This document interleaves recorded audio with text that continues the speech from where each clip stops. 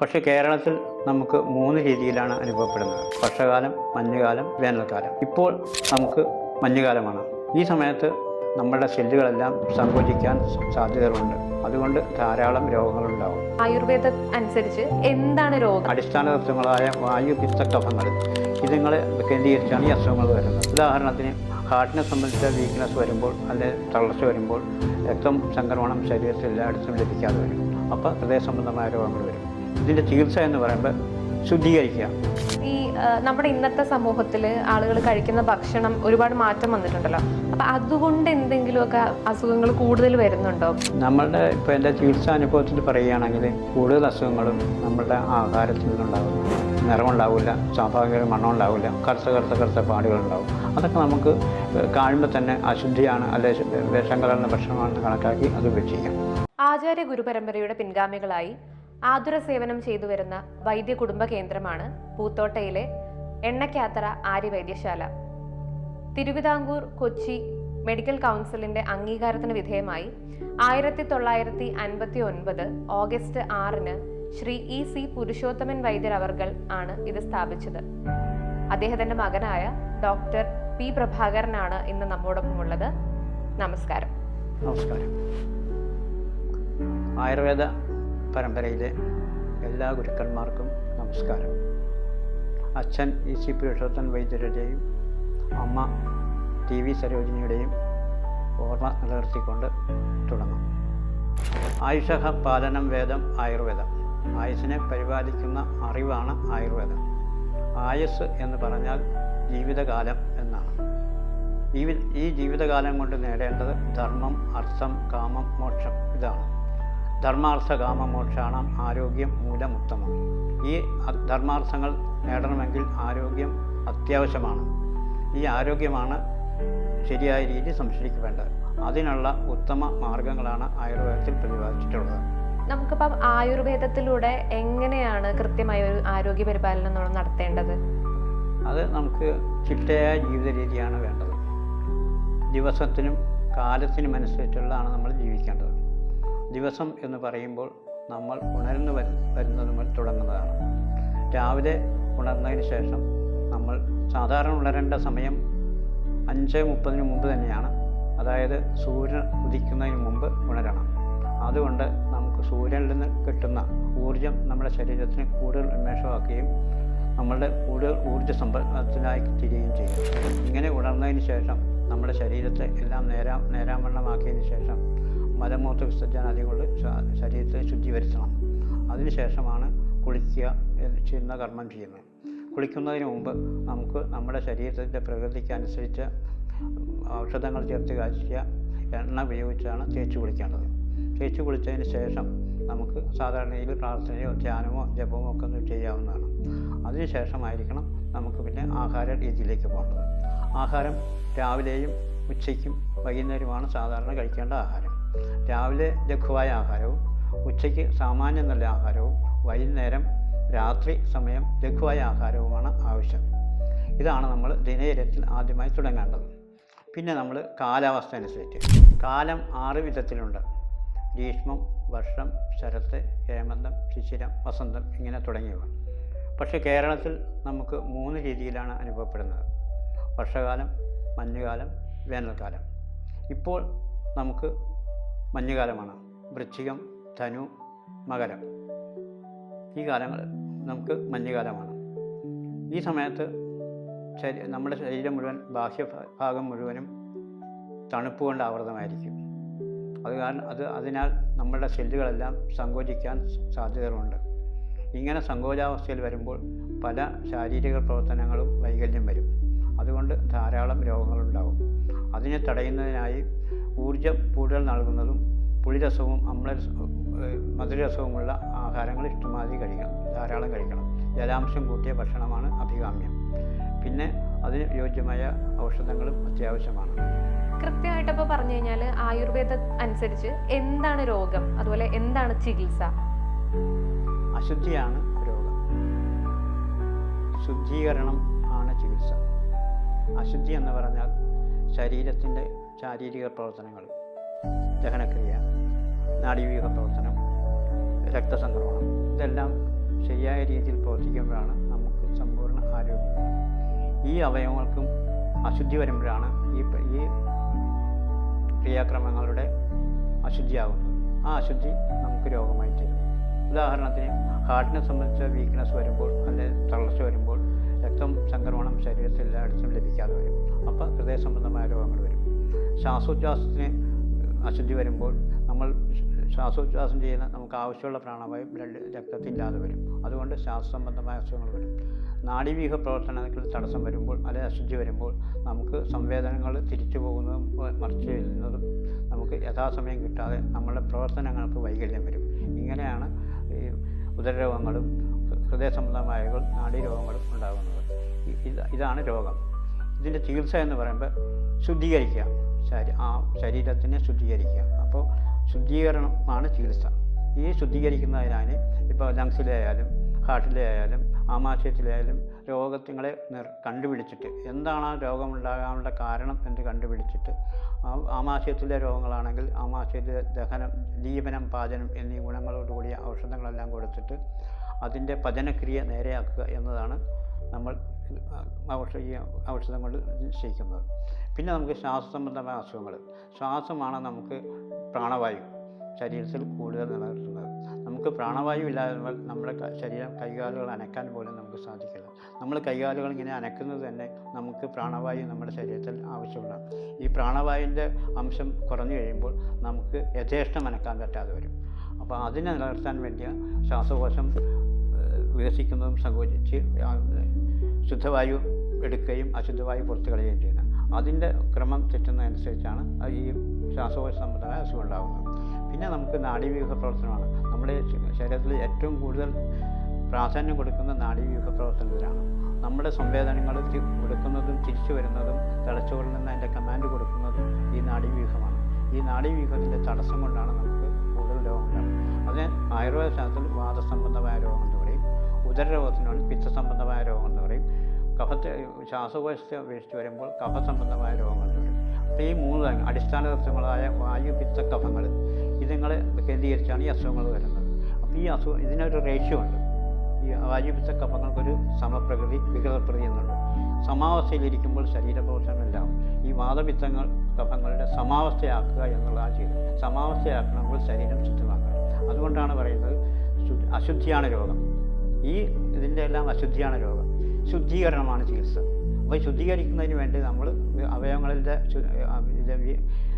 ജീർണാവസ്ഥയെ മനസ്സിലാക്കിയിട്ട് അത് സൂക്ഷ്മം ആ രോഗിയിൽ എന്തുകൊണ്ടുണ്ടായി, ആ രോഗിയിൽ എന്തുകൊണ്ട് ഈ ജീർണാവസ്ഥ ഉണ്ടായെന്ന് കണ്ടുപിടിച്ചിട്ട് അതിലാണ് വൈദ്യൻ്റെ യുക്തി. ആ രോഗിയിൽ എന്തുകൊണ്ട് ആ അസുഖം, ആ വൈറസ് സംബന്ധമായ അസുഖം ഉണ്ടായി, അല്ല ശ്വാസകോശ സംബന്ധമായ, അല്ല ഹൃദയ സംബന്ധമായ അസുഖം ഉണ്ടായി, ഇതെല്ലാം കണ്ടുപിടിച്ചതിന് ശേഷം അതിന് തക്കതായ മരുന്ന് കൊടുക്കുമ്പോഴാണ് ആ രോഗം മാറുകയും അവൻ ശുദ്ധീകരിക്കുകയും അവൻ പൂർണ്ണ ആരോഗ്യത്തോടെ ആകുകയും ചെയ്യുന്നത്. ശരീരശുദ്ധി കൂടാതെ പഞ്ചശുദ്ധിയും ശീലമാക്കേണ്ടതാണ്. ഈ പഞ്ചശുദ്ധി എന്നതുകൊണ്ട് എന്താ ഉദ്ദേശിക്കുന്നത്? പഞ്ചശുദ്ധി എന്ന് പറഞ്ഞാൽ 5 തരത്തിലുള്ള ശുദ്ധിയാണ്. ശരീരശുദ്ധി, ഗൃഹശുദ്ധി, മനഃശുദ്ധി, ഇന്ദ്രിയശുദ്ധി തുടങ്ങിയവ. ശരീരശുദ്ധി എന്ന് പറഞ്ഞാൽ നമ്മൾ രാവിലെ എഴുന്നേറ്റ് മൂത്രവിസർജനങ്ങൾ ചെയ്ത് ശുദ്ധിയാക്കി കുളിച്ച് നമ്മൾ ശുദ്ധമാകുന്നതാണ് ശരീരശുദ്ധി. ആ കുളിച്ചതിന് ശേഷം നമ്മളുടെ ആചാരപ്രകാരമുള്ള ധ്യാനങ്ങളും ജപങ്ങളും ഒക്കെ അനുസരിച്ച ശേഷം മനസ്സിനെയും ശരീരത്തെയും ശുദ്ധമാക്കുന്നതാണ് ശരീരശുദ്ധി. മനഃശുദ്ധി സത്യം, ധർമ്മം, ദയ, സ്നേഹം. എപ്പോഴും ഈ മനസ്സിലുള്ള സംസാര രീതിയായിരിക്കണം. സത്യമായിരിക്കണം, ദയോടൊരു സംസാരമായിരിക്കണം, മിതമായ സംസാരിക്കണം. അതിനെ പറയുന്നത് കാലേഹിതം മിതം ഭൂയ ന ഭൂയ സത്യമപ്രിയം. കാലസമയക്കളിൽ ഹിതമായിട്ടും മിതമായിട്ടും പറയുക, അസത്യമായ സത്യം പറയാതിരിക്കുക. ഇതാണ് മനഃശുദ്ധി കൊണ്ട് ഉപയോഗിക്കണം. അതുപോലെ അത് തന്നെയാണ് വാക്ശുദ്ധിയും. പിന്നീട് ഗൃഹശുദ്ധിയാണ്. ഗൃഹം എന്ന് പറയുന്നത് നമ്മൾ വസിക്കുന്ന ആലയമാണ് ഗൃഹം. എന്നുവെച്ചാൽ നമ്മുടെ ആദ്യത്തെ ആലയം, ഗൃഹാലയമാണ് നമ്മുടെ ആദ്യത്തെ ആലയം. അപ്പോൾ ആ ആദ്യത്തെ ആലയത്തിൽ കഴിഞ്ഞിട്ടാണ് നമ്മൾ വിദ്യാലയം പോണത്, ദേവാലയം പോണത്. അപ്പോൾ നമ്മുടെ ഏറ്റവും ആദ്യത്തെ ആലയം എന്ന് പറയുന്നത് ഗൃഹമാണ്. ആ ഗൃഹം ശുദ്ധമായി സൂക്ഷിക്കേണ്ടത് നമ്മുടെ കടമയാണ്. ഒരു ഗൃഹം പണിയുമ്പോൾ തന്നെ സൂര്യപ്രകാശവും വായുവും യഥേഷ്ടം സഞ്ചരിക്കുന്ന രീതിയിലായിരിക്കണം. ആ സൂര്യപ്രകാശത്തിൻ്റെയും വായുവിൻ്റെയും സഞ്ചാരം കൊണ്ട് അണുവിമുക്തമായും. പിന്നീട് നമ്മുടെ ഗൃഹം എപ്പോഴും അടിച്ച് വൃത്തിയാക്കിയിരിക്കണം. രാവിലെയും വൈകുന്നേരങ്ങളിലും സുഗന്ധദ്രവ്യങ്ങൾ കൊണ്ട് തളിച്ച് അത് പരിശുദ്ധിയായിരിക്കുന്നതാണ് ആരോഗ്യം. അങ്ങനെയുള്ള ഗൃഹത്തിൽ അണുബാധ ഉണ്ടാവില്ല, അസുഖങ്ങളുണ്ടാവില്ല. താമസിക്കുന്നവർക്ക് നമുക്കെല്ലാവർക്കും ശാന്തിയും സമാധാനവും ലഭിക്കും. ഈ നമ്മുടെ ഇന്നത്തെ സമൂഹത്തിൽ ആളുകൾ കഴിക്കുന്ന ഭക്ഷണം ഒരുപാട് മാറ്റം വന്നിട്ടുണ്ടല്ലോ. അപ്പം അതുകൊണ്ട് എന്തെങ്കിലുമൊക്കെ അസുഖങ്ങൾ കൂടുതൽ വരുന്നുണ്ടോ? നമ്മളുടെ ഇപ്പോൾ എൻ്റെ ചികിത്സാ അനുഭവത്തിൽ പറയുകയാണെങ്കിൽ കൂടുതൽ അസുഖങ്ങളും നമ്മളുടെ ആഹാരത്തിൽ നിന്നുണ്ടാകുന്നതാണ്. നമ്മുടെ സ്വഭാവം തന്നെ കഴിക്കുന്ന ഭക്ഷണത്തിനനുസരിച്ച് വ്യത്യാസപ്പെടുമെന്നുള്ളത് നമുക്ക് അനുഭവമാണ്. ഇപ്പോൾ നമുക്കറിയാം, നമുക്ക് കിട്ടുന്ന ഭക്ഷണങ്ങൾ കൂടുതലും കീടനാശിനികൾ ധരിച്ചതും അങ്ങനെയുള്ള ഇത് കൊണ്ടുണ്ടാക്കിയ ഉൽപ്പന്നങ്ങളാണ് നമുക്ക് കിട്ടുന്നത്. അത് ശരിക്കും വിഷത്തിന് തുല്യം തന്നെയാണ്. അങ്ങനെയുള്ള ഭക്ഷണം കഴിക്കുമ്പോൾ ആ വിഷാംശം നമ്മുടെ ശരീരത്തിൽ കടക്കുകയും ശരീരത്തിൽ നമ്മൾ നേരത്തെ പറഞ്ഞ അശുദ്ധിയെ ഉണ്ടാക്കുകയും ചെയ്യും. അപ്പോൾ അതുകൊണ്ട് വിഷം കലർന്ന ഭക്ഷണം നമ്മൾ കഴിയുന്നത് ഉപേക്ഷിക്കേണ്ടതാണ്. വിഷം കലർന്ന ഭക്ഷണം കാണുമ്പോൾ തന്നെ നമുക്ക് ഏതാണ്ടൊക്കെ ഒരു ലക്ഷണം വെച്ച് നമുക്ക് മനസ്സിലാക്കാൻ പറ്റും. സ്വാഭാവിക നിറവും മണവും ഇല്ലാത്ത പച്ചക്കറികളോ അല്ലെ പഴവർഗ്ഗങ്ങളോ ഒക്കെ കണ്ടാൽ തന്നെ നമുക്കറിയാൻ പറ്റും. അത് അളിഞ്ഞിരിക്കും, അതിന് സ്വാഭാവിക ഒരു നിറമുണ്ടാവില്ല, സ്വാഭാവിക മണം ഉണ്ടാവില്ല, കറുത്ത പാടുകളുണ്ടാവും. അതൊക്കെ നമുക്ക് കാണുമ്പോൾ തന്നെ അശുദ്ധിയാണ് അല്ലെ വിഷം കലർന്ന ഭക്ഷണമാണെന്ന് കണക്കാക്കി അത് ഉപേക്ഷിക്കാം. പിന്നെ നമുക്ക് പറയണത് അസമയത്തെ ആഹാരമാണ്.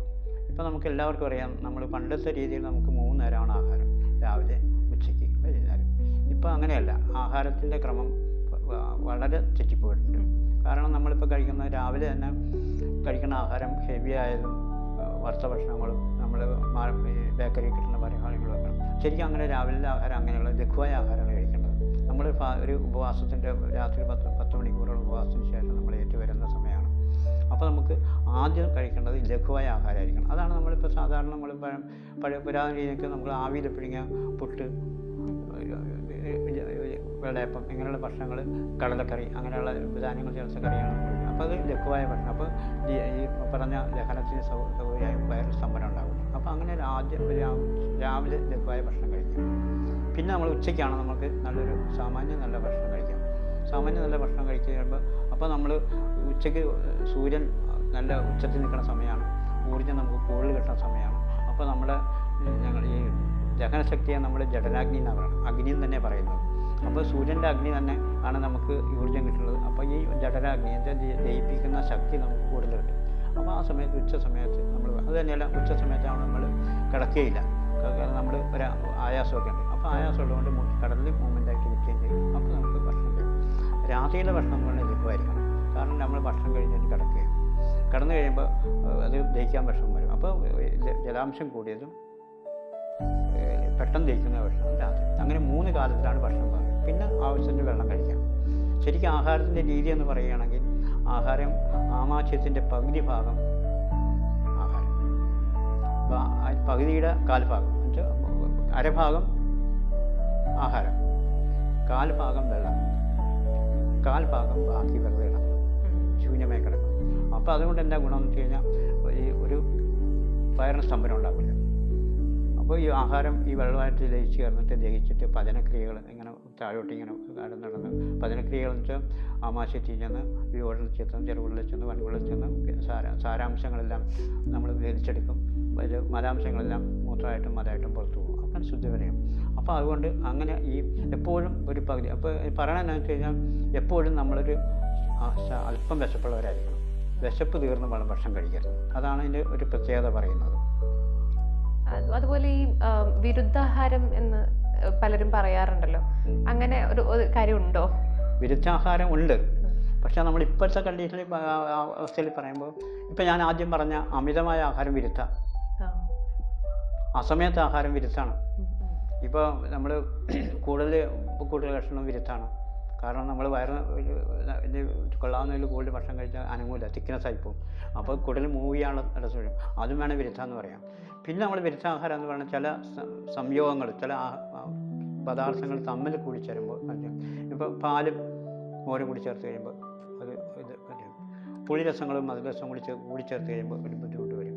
അങ്ങനെ കുറേ വിരുദ്ധാഹാരങ്ങൾ, ഇപ്പോൾ നെയ്യും തേനും കൂടി ഒരു കൃത്യമാത്രയിൽ ചേർത്ത് കഴിഞ്ഞാൽ വിരുദ്ധാണെന്ന് പറയാം. അങ്ങനെ ഞാൻ പറയാം. അപ്പോൾ അങ്ങനെ കുറേ വിരുദ്ധാഹാരങ്ങൾ കുറിപ്പാണ്. പക്ഷേ ഇപ്പോൾ നമുക്ക് ആലോചിതമായിട്ട് നമ്മൾ പറയുമ്പോൾ നമ്മൾ ഇങ്ങനെ അമിതമായ ഭക്ഷണം കഴിക്കാതിരിക്കുക. ഇപ്പോൾ നമ്മൾ വിരുദ്ധാഹാരം എന്ന് പറയുകയാണെങ്കിൽ അമിത ഭക്ഷണമായിരിക്കും, അസമയത്തുള്ള ഭക്ഷണമായിരിക്കും.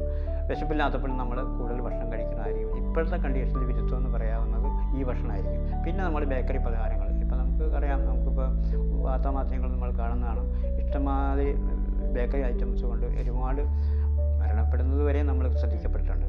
അപ്പോൾ അതിനൊക്കെ ഒരു കാരണം എന്ന് പറയുന്നത് അതൊരു വിരുദ്ധാഹാരത്തിൽപ്പെട്ടതാണ്. ഇപ്പോൾ നമുക്ക് കിട്ടിക്കിടന്ന ബേക്കറിയിലൊക്കെ ദിവസങ്ങളോളം ഫ്രൈ ചെയ്ത് ബാക്കി അവിടെ വെച്ചിട്ട് പിറ്റേ ദിവസം ചൂടാക്കി തരുന്ന ഭക്ഷണം എന്ന് പറയുമ്പോൾ നമുക്ക് വിഷം തന്നെയാണ്, വിരുദ്ധാഹാരം തന്നെയാണ്. പിന്നെ നമ്മൾ പാകം ചെയ്ത ഇപ്പോഴത്തെ ഒരു ശീലി അനുസരിച്ച് നമുക്ക് ഒരു ദിവസത്തേക്ക് 2 ദിവസത്തേക്ക് നമ്മൾ പാകം ചെയ്ത ഭക്ഷണം ഈ ആഹാരം വയ്ക്കുന്ന ഒരു ചിട്ടയാണ് നമ്മളിപ്പോൾ കാണുന്നത്. പല രോഗികളും നമുക്ക് സംസാരിക്കുമ്പോൾ മനസ്സിലാകുന്നത് അങ്ങനെയാണ്. പക്ഷേ അത് ആയുർവേദ ശാസ്ത്രപ്രകാരം ഏറ്റവും തെറ്റാണ്. പാകം ചെയ്ത് കാര്യം 3 നേരം ഭക്ഷണം കഴിക്കുമ്പോൾ കഴിയുന്നത് 3 നേരം അപ്പോൾ അതാ സമയത്ത് പാകം ചെയ്ത് ഭക്ഷണം കഴിക്കും. ഇനി അങ്ങനെ പറ്റിയില്ല എങ്കിൽ ഒരു 12 മണിക്കൂർ നമ്മൾ കൊടുക്കാം. രാവിലെ കഴിക്കണ ഭക്ഷണം വൈകുന്നേരം വരെ കഴിക്കാം. അതല്ല എങ്കിൽ അത് വിഷമായി കയറും. കാരണം നമുക്കറിയാം, നമുക്ക് രാവിലെ ഉണ്ടാക്കി വെക്കുന്ന ഇഡ്ഡലി വൈകുന്നേരം എടുക്കുമ്പോൾ പുളിപ്പുണ്ടാകും, മണം ഉണ്ടാകും. അപ്പോൾ ഈ ഭക്ഷണം നമ്മൾ വൈകുന്നേരം ഭക്ഷണത്തോട് കഴിച്ചാൽ ആമാശയത്തിൽ ഈ പുളിപ്പുണ്ടാകും, ഈ ദുർഗന്ധം ഉണ്ടാകും. അത് ഗ്യാസ് ഫോം ചെയ്തിട്ട് വൈറസ് സംഭവിക്കും. ഈ മൂവ്മെൻറ്റ്, പെരിസ്റ്റാറ്റിക് മൂവ്മെൻറ്റ്, കുടലനക്കത്തിന് വ്യത്യാസം വരുമ്പോൾ നമുക്ക് വൈറസ് സംഭരം വരും. അപ്പോൾ ദഹിക്കാൻ പറ്റും, വരും, ഛർദി വരും, വയറിളക്കം കഴിക്കും. അപ്പോൾ അതുകൊണ്ട് അതും അങ്ങനെ തിരിച്ചു പോകേണ്ടതാണ്. അപ്പം ഇപ്പോൾ പറഞ്ഞു നിർത്തിയതിൽ ഭക്ഷണത്തിൻ്റെ കാര്യം പറഞ്ഞപ്പോൾ ഒരു കാര്യം ഓർമ്മ വന്ന് ചോദിക്കുകയാണ്. ഈ ആയുർവേദത്തിൻ്റെ കാര്യം പറയുമ്പോൾ തന്നെ പഥ്യം നോക്കുന്നുണ്ടോ എന്നുള്ളൊരു ചോദ്യം ഉണ്ടല്ലോ. അപ്പോൾ ഈ എന്താണ് ശരിക്കും പഥ്യം എന്ന് പറഞ്ഞു കഴിഞ്ഞാൽ? പഥ്യം എന്ന് പറയുന്നത് 2 രീതിയിലുണ്ട്: ശരീരപഥ്യം, ഔഷധപഥ്യം. ഇപ്പോൾ ശരീരത്തിലുണ്ടാകുന്ന ഔഷധത്തിന് ശരീരത്തിന് മരുന്ന് കൊടുക്കുമ്പോൾ ഇപ്പോൾ ശരീരത്തിന് പറ്റാത്ത ഔഷധങ്ങൾ അല്ല ആഹാരങ്ങൾ കഴിക്കാതിരിക്കും. ഈ ഓരോ ഇപ്പോൾ അജീർണം, ഒരു രോഗിക്ക് അജീർണമുണ്ട്, വയറിന് സ്തംഭന അസുഖമുണ്ട്. അപ്പോൾ അവന് പഥ്യമായ ആഹാരം എന്ന് പറയുന്നത് പെട്ടെന്ന് ദഹിക്കുന്നതും ഉള്ള ആഹാരമായിരിക്കും. അത് അവന് പഥ്യമാണ്. അത് അവിടെ കൊടുക്കാവുന്ന ഔഷധങ്ങളുണ്ട്. അതും ലഘുവായ ഔഷധങ്ങൾ കൊടുത്തിട്ട് ചെറിയ അളവിൽ കൊടുത്തിട്ട് അവൻ പഥ്യമില്ല. അപ്പോൾ അങ്ങനെ 2 ഇതിൽ രോഗങ്ങൾക്കും രോഗിക്കും അനുസരിച്ചിട്ട് പറയുന്നതാണ് പഥ്യം. അത് രോഗിയെയും രോഗത്തെയും അനുസരിച്ചിരിക്കും, രോഗത്തിൻ്റെ അവസ്ഥയും ആശ്രയിച്ചിരിക്കും. ഇപ്പോൾ ഛർദിയുള്ള അത് കൊടുക്കുകയാണെങ്കിൽ തുള്ളിയായിട്ട് മരുന്ന് കൊടുക്കാൻ പറയും, അത് പഥ്യമാണ്. അതേപോലെ അവർക്ക് രുചിയുള്ള രീതിയിലുള്ള മറ്റ് ദ്രവ്യങ്ങൾ കൂടി ചേർത്ത് കൊടുക്കാൻ പറയും, അതും പഥ്യമാണ്. അതാണ് പഥ്യം. അത് ഓരോ രോഗിക്കും ഓരോ രോഗത്തിനും പ്രത്യേക പഥ്യമാണ്. അതാണ് പ്രത്യേക പഥ്യമായിട്ട് നമ്മൾ പറയുന്നത്. ഈ മത്സ്യമാംസാദികൾ ഒഴിവാക്കുന്നത് അത് ഈ പഥ്യത്തിൻ്റെ കൂടെ വരുമോ? മത്സ്യമാംസത്തെ പറ്റി പറയുകയാണെങ്കിൽ യഥാർത്ഥ മനുഷ്യൻ സസ്യബുക്കാണ്. യഥാർത്ഥത്തിൽ പറയണം സസ്യബുക്കാണ്. പക്ഷേ ആയുർവേദത്തിൽ മത്സ്യത്തിൻ്റെയും മാംസത്തിൻ്റെയും ഗുണങ്ങൾ പറഞ്ഞിട്ടുണ്ട്, കഴിക്കാൻ വിധിച്ചിട്ടുമുണ്ട്. പക്ഷേ അതാത് രോഗത്തിൻ്റെ അവസ്ഥയിൽ മാത്രമാണ് കഴിക്കാൻ പറഞ്ഞേക്കുന്നത്. അല്ലാതെ ഒരിക്കലും ഒരു മാംസബുക്കാകാനല്ല ഉദ്ദേശിക്കുന്നത്. ഇപ്പം മാംസശോഷം വന്നവർക്ക് മാംസരസം ചേർത്തുള്ള ഇതൊക്കെ കൊടുക്കാം. അല്ലാത്തവർക്ക് മറ്റു കൊണ്ട് സാധാരണ സസ്യഭക്ഷണം കൊണ്ട് മാറുന്നതുകൊണ്ട് അങ്ങനെയും കൊടുക്കാം. അതുകൊണ്ട് നമുക്ക് ബേസിക്കായിട്ട് പറയുകയാണെങ്കിൽ മനുഷ്യൻ സസ്യബുക്കാണ്. നമുക്ക് ജീവിച്ചു പോകണമെങ്കിൽ സസ്യബുക്കായാലും മതി. പക്ഷേ നമുക്ക് മാംസശോഷമുണ്ട്, അല്ലെങ്കിൽ മറ്റുള്ള പെട്ടെന്ന് ബലക്ഷയമുണ്ടവർക്ക് പെട്ടെന്ന് ബലം കിട്ടുന്ന രീതിയിൽ മാംസരസം ചേർത്ത് അല്ലെങ്കിൽ മത്സ്യങ്ങൾ ചേർത്ത് ഭക്ഷണം കഴിക്കാം. പക്ഷേ അതായത് പീരീഡ് കഴിയുമ്പോൾ നമ്മൾ അതിനകത്തോട്ട് തിരിച്ച് മത്സ്യം യഥാർത്ഥത്തിൽ സിസ്റ്റമാറ്റിക്കായിട്ട് പഠിച്ചു ചെല്ലുമ്പോൾ അല്ലെങ്കിൽ പുസ്തകങ്ങൾ വായിക്കുമ്പോൾ കിട്ടുന്നത് ഈ ഔഷധത്തിൽ നമ്മൾ കഴിക്കുന്ന ഭക്ഷണത്തിൻ്റെ ഗുണങ്ങളാണ് നമ്മൾക്ക് കിട്ടുന്നത്. നമുക്ക് 3 ഗുണങ്ങളുണ്ട്: സത്വഗുണം, രജോ ഗുണം, തമോ ഗുണം. അപ്പോൾ സാത്വികമായ ഭക്ഷണങ്ങൾ കഴിക്കുമ്പോഴായിരിക്കും നമ്മൾ സത്വഗുണം കൊടുക്കും. മറ്റ് താമസികമായ ഭക്ഷണങ്ങൾ കഴിക്കുമ്പോൾ തമോ ഗുണം വർദ്ധിക്കും. രാജസീയ ഇത് കഴിക്കുമ്പോൾ നമുക്ക് രജോ ഗുണം വരും. അപ്പോൾ സത്വഗുണമായ ഭക്ഷണങ്ങൾ നമ്മൾ ശരിക്കും കഴിക്കേണ്ടത് അത് ശരിക്കും സസ്യബുക്കായിരിക്കണം, അത് സമയത്തായിരിക്കണം, വേണ്ട അളവിലായിരിക്കണം. അപ്പോൾ മാംസബുക്കാന്ന് ചോദിച്ചാൽ കഴിക്കാൻ പാടില്ലെന്ന് ചോദിച്ചാൽ ആയുർവേദത്തിൻ്റെ ഗുണങ്ങളൊക്കെ പറഞ്ഞപ്പോൾ കഴിക്കാൻ പാടില്ലെന്ന് നമുക്ക് പറയാൻ പാടില്ല. എങ്കിലും അവസരത്തിൽ മാത്രമേ കഴിക്കേണ്ടത്. എല്ലായ്പ്പോഴും മനുഷ്യന് സസ്യബുക്കാകാൻ പാടില്ല. തീർച്ചയായിട്ടും ജീവങ്ങൾ കിട്ടണമെങ്കിൽ നമ്മൾ സസ്യബുക്ക് തന്നെ വേണം. അപ്പോൾ നമ്മൾ ജീവങ്ങൾ കിട്ടണമെങ്കിൽ സസ്യബുക്ക് തന്നെ വേണമെന്നുകൊണ്ട് മാംസബുക്ക് മാത്രമായിട്ട് നമുക്ക് ജീവിക്കാൻ പറ്റില്ല. സസ്യബുക്ക് അത്യാവശ്യമാണ്. പക്ഷെ നമുക്ക് മനുഷ്യൻ്റെ ശരീരഘടന, നമ്മുടെ കുടലിൻ്റെയും വായുടെയും പല്ലിൻ്റെയും ഒക്കെ ഘടന അനുസരിച്ച് നമ്മൾ ചിന്തിക്കുമ്പോഴും നമ്മൾ സസ്യബുക്ക് തന്നെയാണ്. അപ്പോൾ സസ്യബുക്കാണ് ഏറ്റവും അഭികാമ്യം. ഇപ്പോൾ നേരത്തെ പറഞ്ഞില്ലേ, ഓരോ മനുഷ്യനും അവരവരുടെ ശരീരപ്രകൃതിക്ക് അനുസരിച്ച് ഉള്ള രീതികളും ഭക്ഷണങ്ങളും ഒക്കെ വേണമെന്ന്. അപ്പോൾ എന്താണ് ഒരാളുടെ ശരീരപ്രകൃതി എന്ന് പറയുന്നത്? വാദപ്രകൃതി എന്ന് പറയുമ്പോൾ ശരീരത്തിൻ്റെ അടിസ്ഥാന തത്വത്തെ പറ്റി പറയേണ്ടി വരും. ഇപ്പം നമ്മുടെ ശരീരം നിലനിർത്തുന്നത് ജീവശക്തിയാണ്. നമ്മൾ കൈ അനക്കുന്നതും നമ്മൾ സംസാരിക്കുന്നതും നമ്മൾ ഭക്ഷണം കഴിക്കുന്നതും എല്ലാം നമ്മുടെ ജീവശക്തി. അതിന് കാരണം നമ്മൾ ജീവശക്തി ഉള്ളതുകൊണ്ടാണ് നമ്മൾ ജീവനായിരിക്കുന്നത്. നമ്മുടെ ജീവശക്തി നമ്മൾ ശരീരമില്ലാതായപ്പോൾ നമ്മൾ നിശ്ചലമാകും. മറ്റേ ശിവമില്ലാതെ ശവമായി മാറുന്നത്. ശിവം എന്ന് പറഞ്ഞാൽ ജീവശക്തി, അതില്ലാതായപ്പോൾ അതിൻ്റെ വള്ളി പോവും, ശവമാകും. അപ്പോൾ അതാണ് ഈ ജീവശക്തിയെ 3 വിധത്തിൽ പറയുന്നതാണ് വായു, പിത്ത, കഫം. ഈ ജീവശക്തിയെ തന്നെ 3 വിധത്തിൽ പറയുന്നതാണ് വായു, പിത്ത, കഫം. ഇതാണ് ഈ ആയുർവേദത്തിൻ്റെ അടിസ്ഥാന തത്വം. ഈ 3 ദോഷങ്ങൾ, ഇതിന് ദോഷങ്ങൾ എന്നാണ് പറയുന്നത്. അപ്പോൾ അതിന് ത്രിദോഷ സിദ്ധാന്തം എന്നാണ് പറയുന്നത്. അപ്പോൾ ഈ ശക്തികളെ തന്നെ 3ആയിട്ട് ത്രിതാ വിഭക്തമായി പറയുന്നതാണ് വായു, പിത്തം, കഫം. അപ്പോൾ ഈ 3 ദോഷങ്ങളാണ് ശരീരത്തിൽ നടത്തുന്നത്. ഇതിൻ്റെ ഏറ്റക്കുറവനുസരിച്ച് ആണ് ഈ പ്രകൃതികൾ നിശ്ചയിക്കുന്നത്. വാദത്തിൻ്റെ ആധിക്യമുള്ള വാദപ്രകൃതി, പിത്തത്തിൻ്റെ ആധിക്യമുള്ള പിത്തപ്രകൃതി, കഫത്തിൻ്റെ ആധിക്യം കഫപ്രകൃതി. ഈ വാദത്തിനും കഫത്തിനും പിത്തത്തിനും ഓരോരോ ഗുണങ്ങളുണ്ട്, ഓരോരോ വിശേഷതകളുണ്ട്. അതനുസരിച്ച് മനുഷ്യൻ എല്ലാവരും വ്യത്യസ്തമായിരിക്കും വാദപ്രകൃതി. അപ്പോൾ അങ്ങനെ വാദത്തിൻ്റെ ഗുണങ്ങളെ വാദപ്രകൃതി എന്ന് പറയും, മറ്റേ പിത്തപ്രകൃതി എന്ന് പറയും, കഫപ്രകൃതി എന്ന് പറയും. അപ്പോൾ ഇങ്ങനെയാണ് ഇത് പറഞ്ഞു വരുന്നത്. ഇതിൻ്റെ സങ്കരങ്ങളും ഉണ്ടാകും. വായു, പിത്തം, കഫം ഒരേ ആയിരിക്കില്ല. റേഷ്യോൻ്റെ അനുസരിച്ച് പ്രകൃതികൾ ഒരുപാട് പ്രകൃതിക്കാരുണ്ടാകും. അപ്പോൾ നമ്മൾ രോഗിയുടെ ലക്ഷണങ്ങൾ അനുസരിച്ച് ഇപ്പോൾ വാദത്തിൻ്റെ ഗുണങ്ങളുണ്ട്, പിത്തത്തിൻ്റെ ഗുണങ്ങളുണ്ട്, കഫത്തിൻ്റെ ഗുണങ്ങളുണ്ട്. ആ ഗുണങ്ങൾ ആ ഒരു രോഗിയിൽ എത്രത്തോളം നമ്മൾ വിസിബിളായി കാണുന്നു, സംസാരിക്കുമ്പോഴും അയാളെ പരിശോധിക്കുമ്പോഴും നമുക്ക് അവരുടെ ഗുണങ്ങളെ അറിയാൻ പറ്റും. അപ്പോൾ അതനുസരിച്ച് ഞങ്ങൾ അവരുടെ ആ പ്രകൃതിയെ ഞങ്ങൾ മനസ്സിലാക്കും. ആ പ്രകൃതിയെ അടിസ്ഥാനപ്പെടുത്തിയായിരിക്കും പിന്നെ അവരുടെ ഔഷധങ്ങളും ആഹാരങ്ങളും പഥ്യങ്ങളും ആചാരങ്ങളൊക്കെ പറഞ്ഞു. അപ്പോൾ ഇൻഡിവിജ്വലായിട്ട് ആ വ്യക്തിക്ക് ഓരോരോ പ്രകൃതിയെ ഞങ്ങൾ കണ്ടുപിടിക്കും. അത് വൈദ്യൻ്റെ യുക്തിയാണ്. ഈ ത്രിദോഷങ്ങളുടെ സമാവസ്ഥയാണ് ആരോഗ്യം, അതിൻ്റെ വിഷമാവസ്ഥയാണ് രോഗം. അപ്പോൾ രോഗം എന്താണെന്ന് ചോദിച്ചാൽ ആദ്യം പറഞ്ഞാൽ ഒന്നുകൂടി പറയാം. അപ്പോൾ അത് ഫണ്ടമെൻ്റലായിട്ട് പറയുന്നത്. മറ്റേ ജനറലായിട്ട് ചോദിച്ചപ്പോൾ ഞാൻ നമ്മുടെ അശുദ്ധിയാണ് ശുദ്ധീകരണമാണ് ചികിത്സ എന്ന് പറഞ്ഞത്. പക്ഷേ ബേസിക്കായിട്ട് ചോദിക്കുമ്പോൾ പറയും ഈ ത്രിദോഷങ്ങളുടെ സമാവസ്ഥയാണ് ആരോഗ്യം, ഈ ത്രിദോഷങ്ങളുടെ വിഷമാവസ്ഥയാണ് രോഗം എന്ന് പറയും. അപ്പോൾ ഈ ത്രിദോഷങ്ങളുടെ സമാവസ്ഥയിലേക്ക് കൊണ്ടുവരുന്നതാണ് ചികിത്സ. പിന്നെ ആദ്യം പറഞ്ഞത് ഞാൻ പൊതുവായൊരു തത്വം പറഞ്ഞു, അശുദ്ധിയാണ് രോഗം, ശുദ്ധീകരണ ചികിത്സ. പക്ഷേ ഇത് ശാസ്ത്രീയമായിട്ട് പറയുമ്പോൾ ഈ അടിസ്ഥാന തത്വമായ വാദപിത്ത കഫങ്ങളുടെ സമാവസ്ഥയിലേക്ക് കൊണ്ടുവരുമ്പോൾ അത് അവന് രോഗം ശാന്തിയാവും. അപ്പോൾ വിഷമാവസ്ഥയിൽ മാറി അവൻ സമാവസ്ഥയിലാവും. ഇനി ഈ സമാവസ്ഥയിലേക്ക് കൊണ്ടുവരണമെങ്കിൽ ഈ വാദത്തിൻ്റെ ഗുണങ്ങളുണ്ട്. ഈ വാദത്തിൻ്റെ ഗുണങ്ങൾക്ക് ശമിപ്പിക്കുന്ന ഔഷധങ്ങൾ നമ്മുടെ ചുറ്റുപാടുമുണ്ട്. അപ്പോൾ വാദഗുണങ്ങൾ വർദ്ധിച്ചിരിക്കുന്നവനെ വാദത്തിൻ്റെ വിവിധ ഗുണങ്ങളായ ഔഷധങ്ങൾ കൊടുത്തിട്ട് നമ്മൾ അവനെ ആ വർദ്ധിച്ചിരിക്കുന്ന ഗുണങ്ങളെ സബ്സൈഡ് ചെയ്യും, ഇല്ലാതാക്കും. അപ്പോൾ അത് സമാനവ്യത്യ വരും. അതുപോലെ പിത്തത്തിൻ്റെ ഗുണങ്ങളെ വർദ്ധിച്ചിരിക്കണമെങ്കിൽ പിത്തത്തിൻ്റെ ഗുണങ്ങൾക്ക് ശമിപ്പിക്കുന്ന ഔഷധങ്ങൾ നമ്മുടെ ചുറ്റുപാടുമുണ്ട്. ആ ചുറ്റുപാടുള്ള ഔഷധങ്ങൾ ചേർത്ത ഔഷധങ്ങൾ ഉണ്ടാക്കിയാണ് നമ്മൾ അവർക്ക് കൊടുക്കുന്നത്. അതുപോലെ തന്നെ കഫപ്രകൃതിയാണ്. അപ്പോൾ അതിൽ ഒരു പറയുന്ന വൃത്തി സമാനേ സർവേഷാം വിപരീത വിപരീയാന്നാണ്. സമാന ഗുണങ്ങൾ വർദ്ധിക്കുകയും വിപരീത ഗുണങ്ങൾ ക്ഷയിക്കുകയും ചെയ്യും. അപ്പോൾ സമാന ഗുണങ്ങളായ ഔഷധങ്ങൾ ഈ കൊടുത്തു കഴിയുമ്പോൾ വർദ്ധിച്ചു വരും. ഇപ്പോൾ വാദം കുറഞ്ഞിരിക്കുന്നവർക്ക് വാദത്തിൻ്റെ ഗുണങ്ങളുള്ള ഔഷധങ്ങൾ കൊടുക്കും. വാദം വർദ്ധിച്ചിരിക്കുന്നവന് വാദത്തിൻ്റെ വിപരീത ഗുണങ്ങളുള്ള ഔഷധങ്ങൾ. ഇതെല്ലാം നമ്മുടെ പ്രകൃതിയിലുണ്ട്. ഉപനിഷത്തുകൾക്ക് പറയുന്നതെന്ന് വെച്ച് കഴിഞ്ഞാൽ നമ്മൾ ജീവിക്കുന്നതിന് ചുറ്റും ഈ പ്രകൃതി തന്നെ നമുക്ക് വേണ്ട ഔഷധങ്ങൾ, സസ്യങ്ങൾ ഉണ്ടാക്കിയിട്ടുണ്ട്. നമ്മുടെ കയ്യെത്തുന്ന സ്ഥലത്ത് നമുക്കുണ്ടെന്നാണ് ഈ വേദങ്ങളിൽ പറയണത്. കാരണം നമ്മൾ അന്വേഷിച്ചു പോകേണ്ട കാര്യമില്ല. നമുക്ക് ഇപ്പോൾ ഈ സമാവസ്ഥയിലേക്ക് വരാൻ വേണ്ടിയുള്ള ഔഷധങ്ങൾ ഉണ്ട്. അത് നമ്മൾ ഉദാഹരണമായിട്ട് പറയണത് നമ്മളൊക്കെയാണ് മരുന്ന് കൂടുതൽ കഴിക്കുന്നത്. ഇപ്പോൾ നമ്മൾ വളർത്തുന്ന ചില പൂച്ച പട്ടികളൊക്കെ ആണല്ലോ, അത് അസുഖം വന്നു കഴിഞ്ഞാൽ അവർ സാധാരണ പോയിട്ട് എന്തെങ്കിലും പുല്ല് പറിച്ചു തിന്നും, എന്തെങ്കിലും പുല്ലല്ല അവർ പറിച്ചു തിന്നാകും. ഈ അവസ്ഥയ്ക്ക് യോഗ്യമായ പുല്ലാണ് പറിച്ചു തിന്നുന്നത്. അങ്ങനെയാണ് പറയുന്നത് നമ്മുടെ ഈ ചുറ്റുപാടും തന്നെ അതാണ് പ്രകൃതി. അപ്പോൾ ആ പ്രകൃതിക്കനുസരിച്ച് നമ്മൾ ജീവിക്കണം. അപ്പോൾ പ്രകൃതി എന്ന് പറയുന്നത് ജീവശക്തി തന്നെയാണ്. ജീവശക്തി എന്ന് പറയുമ്പോൾ ഇത്രയുടെ സൂക്ഷ്മമായിട്ട് പറയുകയാണെങ്കിൽ പ്രപഞ്ചശക്തിയാണ്. ആ പ്രപഞ്ചശക്തി ഒന്നേ ഉള്ളൂ, അദ്വൈതമാണ്, രണ്ടല്ലാത്തത്. അപ്പോൾ നമ്മളെല്ലാവരും വ്യത്യസ്തമായിരിക്കും. നമ്മളെല്ലാവരും എല്ലാം താങ്കളിപ്പോൾ ഇങ്ങനെ ഇരിക്കണം, മറ്റേ ക്യാമറമായിരിക്കണം, വ്യത്യസ്തമാണെങ്കിൽ തന്നെ നമ്മളുടെ ഉള്ളിലിരിക്കുന്ന ജീവചൈതന്യം ഒന്നാണ്. നമ്മൾ രണ്ടല്ല, അത് നമ്മളൊന്നാണ്. അപ്പോൾ അതുപോലെ തന്നെ ആ ഒന്നിനെ തന്നെ വിവരിച്ച് പറഞ്ഞിട്ടാണ് ത്രിദോഷ സിദ്ധാന്തങ്ങൾ. അപ്പോൾ ആയുർവേദം എന്ന് പറയുന്നത് ശരീരത്തിന് അന്യമല്ല, ശരീരം തന്നെയാണ്. ആ ശരീരത്തിൻ്റെ വിഷമാവസ്ഥയിൽ കൊണ്ടുവരാൻ വേണ്ടിയാണ് ഈ ത്രിദോഷങ്ങൾ പറയുന്നത്.